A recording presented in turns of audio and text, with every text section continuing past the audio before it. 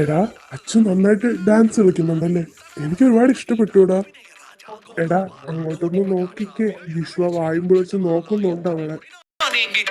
இத்தவணையனை ஆட்கொள்வாயா சூடிய வாடலை சூடிய வாகன வாடிய சிந்தை திரும்பத்தா பூதகியாக பணித்திடுவாயா பாவை விரகம் பருகிடுவாயா ஆயர்தம் மாயா நீவா ஆயர்தம் மாயா நீவா ஆயர்தம் மாயா நீவா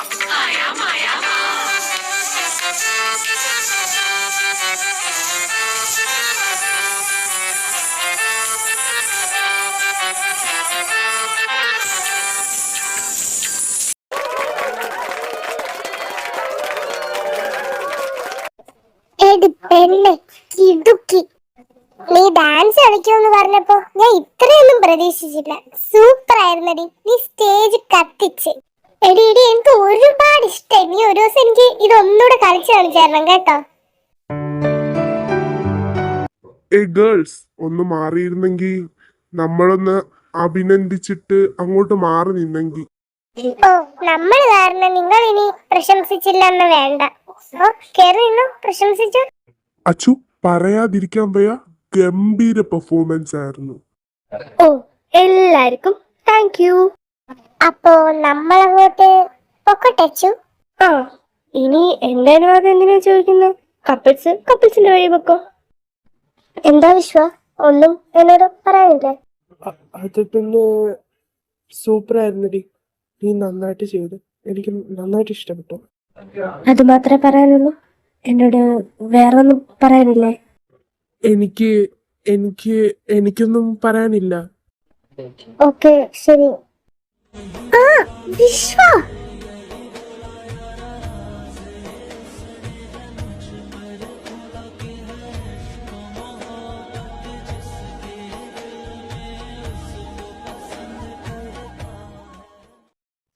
അച്ചു, എനിക്ക് ശരിക്കും അറിയില്ലേ എന്താണ്?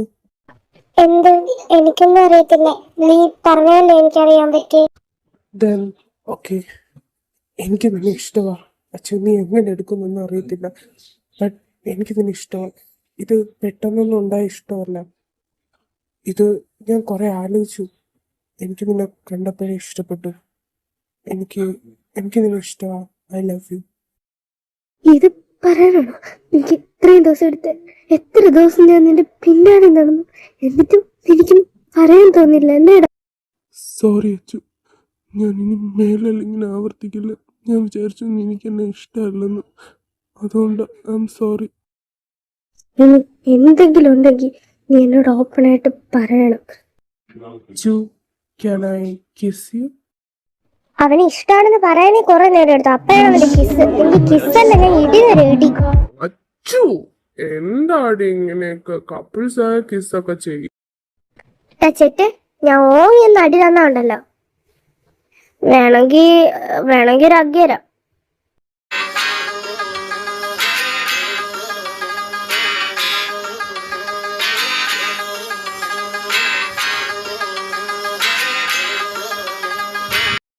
ശരിയെന്നാ, ഞാൻ പോവാ.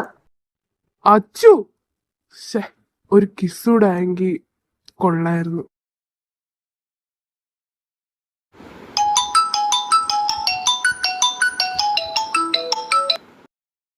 ഹലോ, എന്താടി, ഉറങ്ങുമായിരുന്നോ? ഞാൻ വിളിച്ചത് ശല്യമായിപ്പോയത് എനിക്ക്. ഏയ്, ഞാന് ഇപ്പോൾ ലൈറ്റ് ഓഫ് ചെയ്ത് നെറ്റ്ഫ്ലിക്സിൽ സിനിമ കാണാനിരിക്കുകയായിരുന്നു. ആണോ? പട്ടി, എന്തെങ്കിലും പറയുകയാണെങ്കിൽ നേരെ മുഖത്ത് നോക്കി പറഞ്ഞോണം, അല്ലാതെ നീ മുഖം കയറ്റി വെച്ച് നിന്നാ എനിക്ക് കാര്യമൊന്നും മനസ്സിലാവത്തില്ല. അതച്ചു, എനിക്ക് എത്ര പിള്ളേര് വേണം? എന്തായാലും നമ്മൾ കല്യാണം കഴിക്കും. അപ്പോൾ നമുക്ക് എത്ര പിള്ളേര് വേണം? ആദ്യം ഒന്ന് കല്യാണം കഴിയട്ടെ, എന്നിട്ട് നിനക്ക് ഞാൻ പറഞ്ഞുതരാം എത്ര മക്കള് വേണമെന്ന്.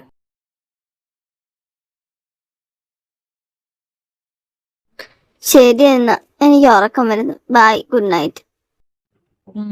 ശരി എന്നാ, ഓക്കെ, ബൈ, ഗുഡ് നൈറ്റ്.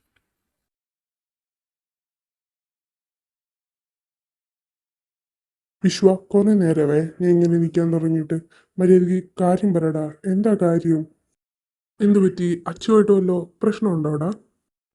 ഇങ്ങനെ അണ്ടി പോയി അണ്ണാനെ പോലെ നിൽക്കാതെ എന്തെങ്കിലും വാ തുറന്ന് പറയടാ. അത് പിന്നെ ശ്ശെ, ഞാൻ എങ്ങനെ നിങ്ങളോടൊക്കെ അത് പറയാ ആണാവോ. പിന്നെ നീ പറയണ്ട, ഞാൻ പോവാ കേട്ടോ. ആ നിക്ക് നിക്ക് നിക്ക്, ഞാൻ പറയാം. അത് പിന്നെ ഞാനും അച്ഛനും സെറ്റായി. ഇതെപ്പോ നടന്ന്? അതൊക്കെ നടന്ന്. അപ്പോ നമ്മുടെ ഗ്രൂപ്പില് ഇനി സിംഗിൾസ് ഇല്ലെന്ന് സാരം അല്ലേടാ വിശ്വ? യെസ്, അങ്ങനെ എനിക്ക് പെണ്ണായി.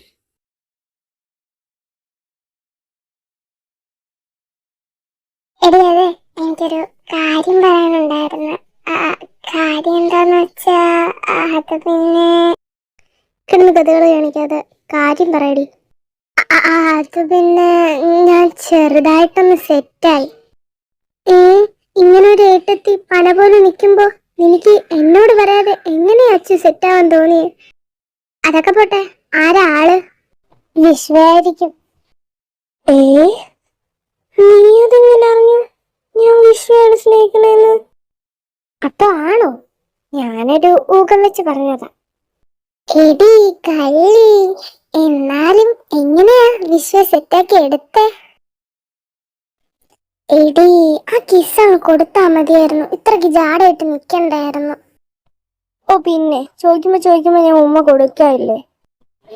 വേണമായിരുന്നെങ്കിൽ കുറച്ചൊക്കെ നിർബന്ധിക്കണമായിരുന്നു. നിർബന്ധിച്ചിരുന്നെങ്കിൽ ഞാൻ കൊടുത്തെങ്കിൽ. അപ്പോ വിശ്വ നിർബന്ധിച്ചായിരുന്നെങ്കിൽ നീ ഒരു കൈ നോക്കുമായിരുന്നല്ലേ? ചിലപ്പോ ഞാൻ കൊടുത്തേനെ.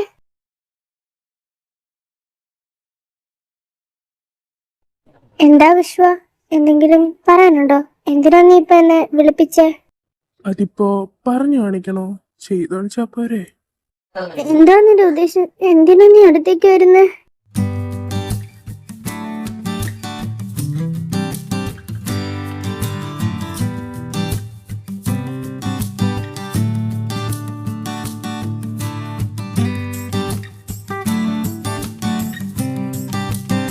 എന്റെ അമ്മച്ചി, അമ്മേ, ഇപ്പൊ ഞാൻ ശ്വാസം മുട്ടി ചത്തുപോയെങ്കിൽ. ഇതൊക്കെ എന്ത്? ഇതൊക്കെ നിസ്സാരം, ഇനി കാണാൻ കിടക്കുന്നതല്ലേ ഉള്ളൂ. പിന്നെ ഇന്ന് രാത്രി ഞാൻ നിന്റെ വീട്ടിൽ വരും, കഥ തുറന്നിട്ടോണം കേട്ടല്ലോ? ആ പറ്റില്ല, പോടാ. ഒന്നാതെ കിച്ചും കൊച്ചിച്ചനൊന്നുമില്ല, ഞാൻ എന്റെ വീട്ടിൽ തനിച്ച. അപ്പോഴാ നിന്റെ വഴക്കം. വേണ്ട, പോയേ. വീട്ടില് നീ തനിച്ചാണെന്നോ? അപ്പോ കിച്ചും കൊച്ചിച്ചനൊക്കെ എവിടെ? അല്ല, നീ കിച്ചുവിന്റെയും കൊച്ചിച്ചന്റെ കൂടെ അല്ലേ നിക്കുന്നേ? പിന്നെങ്ങനെ നീ തനിച്ചാവും? എടാ പൊട്ട, ആദ്യം ഞാനും കിച്ചും പിണക്കത്തിലല്ലായിരുന്നോ? അതുകൊണ്ടാ ഞാൻ പിന്നെ അവിടെ നിക്കാതെ അച്ഛൻ്റെ അടുത്ത് പറഞ്ഞ് വേറൊരു ഗസ്റ്റ് ഹൗസ് നോക്കിയത്. എന്തായാലും കിച്ചുന്റെ വീടിന്റെ അടുത്ത് തന്നെ. അല്ല, നിന്റെ വീട് ആരുടെ അടുത്താ? എന്റെ വീട് ദേടാ വീടിന്റെ അടുത്ത്. Thank you for your kindly information. ഞാൻ ദേയുടെ മറ്റവന്റെ കൂടെ ദേയുടെ വീട്ടിലേക്ക് വന്നിട്ടുണ്ടായിരുന്നു. ആ, അപ്പൊ എനിക്ക് ദേയുടെ വീട് അറിയാം. അപ്പോ നിന്റെ വീട്ടിലും കൂടെ ഒന്ന് കേറിയിട്ട് പോവാം. അത് നൈറ്റ്.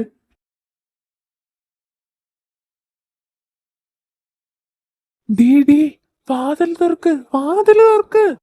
ഓ എന്റെ ഭഗവാനെ, ഈ ചെറുക്കൻ ഇങ്ങോട്ട് കേറി വാടാ. അമ്മച്ചി, അങ്ങനെ എത്തി. ഇതാണോ നിന്റെ ബെഡ്റൂം? എന്റെ ബെഡ്റൂം കാണാനാണോ നീ നട്ടപ്പാതിരാത്രി ഇങ്ങോട്ട് വന്നത്? അല്ലല്ലോ, വേറെ പലതിനും ആ. വിശ്വ വിട്ടെ. വിട്ടില്ലെങ്കിൽ വിശ്വ, ഇതൊന്നും വേണ്ട കേട്ടോ. എന്താ, നിനക്ക് എന്നെ വിശ്വാസമില്ലേ? അല്ല, കല്യാണത്തിന് മുന്നേ ഇതൊക്കെ വേണം. ഒന്നും സംഭവിക്കില്ല, നീ എന്നെ വിശ്വസിക്കും.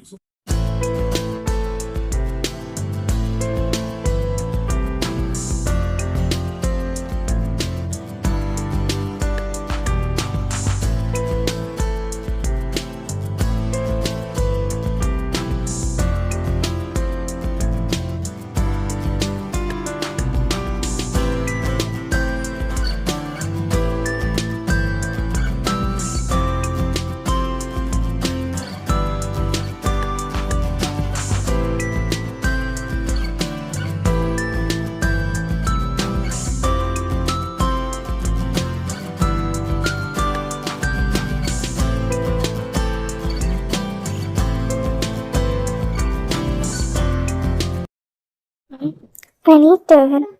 എണീറ്റില്ലേ? പോവാൻ സമയമില്ലേ ഇവന്? എണീറ്റോടി നീ? എണീക്കാൻ പോയിട്ട് അനങ്ങാൻ പോലും വയ്യ. അപ്പോഴാണ് അവന്റെ ചോദ്യം. ഇന്നലെ എന്തൊക്കെയായിരുന്നു?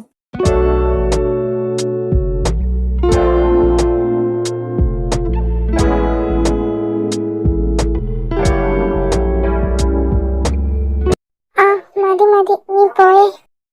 ഓ, ഞാൻ പോവാണ്. അങ്ങനെ ഇവര് നല്ല ഹാപ്പി ആയിട്ട് അവരുടെ റൊമാൻറ്റിക് ജീവിതം മുന്നോട്ട് പോകുമ്പോഴായിരുന്നു അങ്ങനെ ഒരു ദിവസം അങ്ങനെ ഒരു വാർത്ത അവൻ അറിയുന്നത്. എടാ, ഒരു കാര്യം എനിക്ക് പറയാനുണ്ട്. എൻ്റെ ഡാഡി നാളെ ഇവിടെ എത്തും. അപ്പോൾ നമ്മുടെ കാര്യം നീ പറയില്ലേ? നിനക്കെന്താടി എന്നൊരു വിശ്വാസമില്ലാത്ത പോലെ? ഞാൻ നാളെ തന്നെ നിന്റെ ഡാഡി ഒന്ന് കണ്ട് നമ്മുടെ കാര്യമൊക്കെ സെറ്റാക്കാം. ഓക്കെ അല്ലേ നീ? ആ ഓക്കെ, ഓൾ സെറ്റ്. ഇപ്പോഴേ എനിക്കൊരു സമാധാനം വന്നേ. ഞാൻ വിചാരിച്ചു നീ നമ്മുടെ കാര്യമൊന്നും പറയത്തില്ലെന്ന്. അതിപ്പോൾ ഞാൻ തന്നെ പറയണമെന്ന് വിചാരിച്ചു. അതുകൊണ്ട് എൻ്റെ ജീവൻ പോയാലും ശരി, ഞാൻ നിന്നെ ഒരിക്കലും തനിച്ചാക്കില്ല. ഇത് ഞാൻ തരുന്ന വാക്ക്. എൻ്റെ മരണത്തിന് മാത്രമേ നിന്നെ ഞാനുമായിട്ട് വേർപിരിക്കാൻ സാധിക്കുള്ളൂ.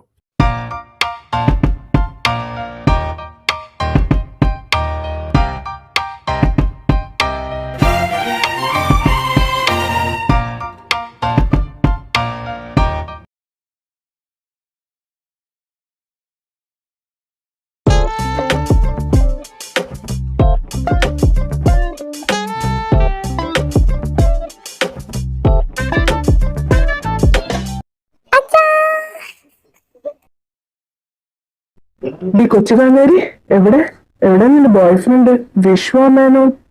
ആ, അവൻ വീട്ടിലുണ്ട് അച്ഛാ, കേറി വാ. ഓ, പെണ്ണിനെ നാളെ നോക്കിക്കേ. ഹലോ അങ്കിൾ, ഞാൻ പറയണ്ട. അവൾ എപ്പോഴും വിളിക്കുമ്പോ തന്നെ പറ്റി പറയാനേ നാവുള്ളൂ. വിശ്വമേനോനല്ലേ? അതെ അങ്കിൾ. പിന്നെ ഞാൻ പറയണ്ട. എന്റെ മോളെ കൈ പിടിച്ചേൽപ്പിക്കണമെന്നല്ലേ? അത് നോക്ക്, നല്ല മുഹൂർത്തം നോക്കി ചെയ്യാടോ. തന്റെ പാരന്റ്സിന്റെ കൂടെ ഒന്ന് ചോദിച്ചിട്ട് എല്ലാം നന്നായിട്ട് ചെയ്യാമല്ലോ.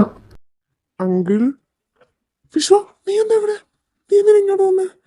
എന്താ ചെയ്തു? കിച്ചു, ഒരു ചെറിയൊരു കല്യാണം ആലോചന, അത്രേ ഉള്ളൂ.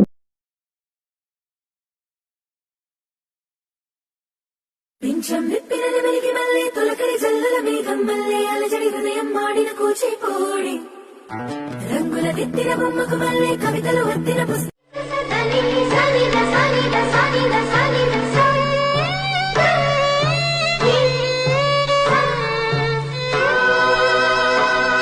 യുദ്ധത്തിങ്കൽ രാമൻ നല്ലു, കുലത്തിങ്കൽ സീത നല്ലു. യുദ്ധത്തിങ്കൽ രാമൻ നല്ലു, കുലത്തിങ്കൽ സീത നല്ലു. ൂണുറക്കമുപേക്ഷിപ്പാൻ ലക്ഷ്മണൻ നല്ലു. പടയ്ക്കു ഭരതൻ നല്ലു, പറവാൻ പൈങ്കിളി നല്ലു. ആ പടയ്ക്കു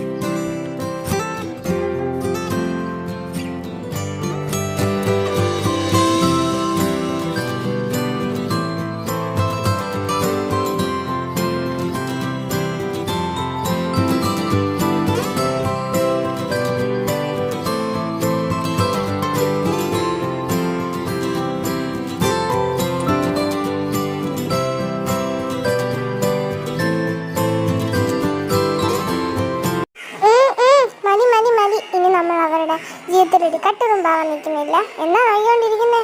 ദേ എൻഡ് അത്ര തന്നെ. ചേട്ടാ പിന്നെ സ്പെഷ്യൽ എപ്പിസോഡ് വേണമെങ്കിൽ ഓദറിൻ്റെ അടുത്തൊന്നൊന്ന് കമൻറ്റ് ചെയ്തിട്ടേരെ. അപ്പോഴേ നമുക്കൊന്നുകൂടെ മീറ്റ് ചെയ്യാൻ സാധിക്കുള്ളൂ. പിന്നെ ഓക്കെ, ബൈ ബൈ.